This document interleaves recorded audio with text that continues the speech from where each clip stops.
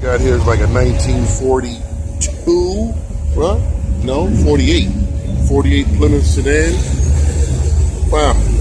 Plymouth was the bargain brand at Chrysler. And they put a lot of lighting features on this thing, like light right there. It's a Special Deluxe, which means the model really didn't have a name, so they just threw acronyms on it. They just threw adjectives on it. Let's call it the Special Deluxe.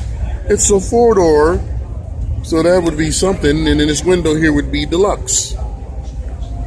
You know, it's got the original cloth interior.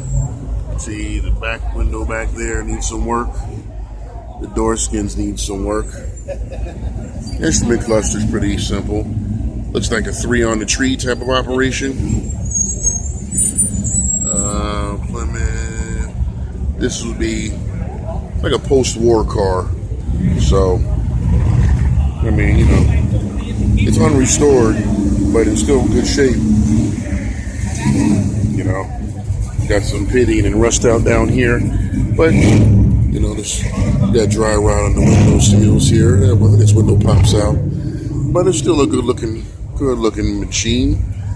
You know, got the bread-style tail lights. I'm assuming that's functional too. It looks like it would be a functional tail light, doesn't it? Yeah. You know, you step on the brake light and that would illuminate. It looks like there's a bulb in there. Yeah, so yeah.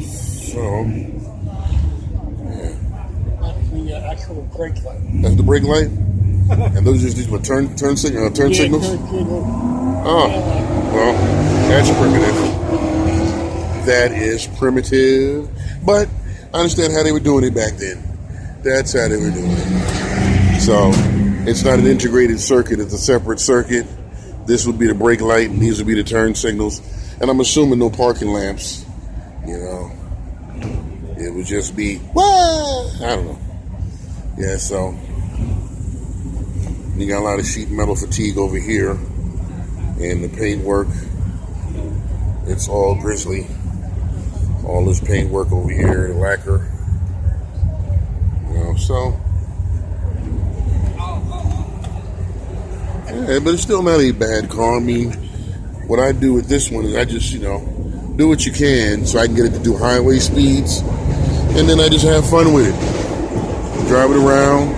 Like when I was talking to the guy who had the 35 Chevrolet, you know, he wanted to see if the car is mechanically sound, so he drove it to Florida with a 350. And I can't remember if he did it before or after, because there's 2 350s he put in. The one that came with, and the one he put in there with it. So I'm trying to figure if these had like a flat head or something like that, or they had like a straight 6 or something. I gotta look it up, but now I wouldn't take it that far because he drove down to Tampa from Long Island. But you know, you drive it, you use it, and I drive it like to Tuckahoe if I lived here or something like that. These old cars got a lot of character. 1948 Plymouth Special Deluxe. And then next to it, we've got an incredibly slammed. This is a Chevrolet from, I couldn't tell you, because based off this grill, this is also a 40s car, 1942, I'm going to say. It's a Chevrolet. I'm gonna go based off of that grill. Whatever that grill tells me it is, I'm gonna look it up. And these angel wings, you know.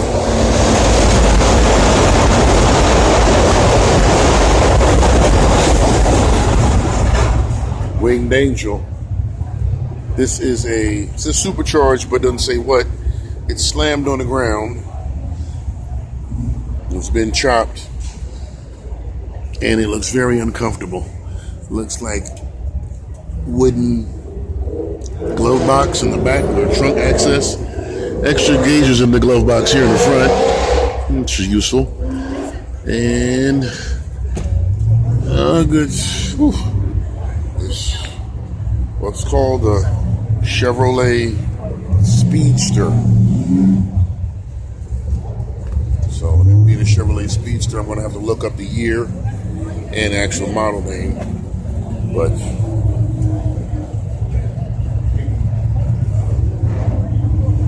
it's interesting.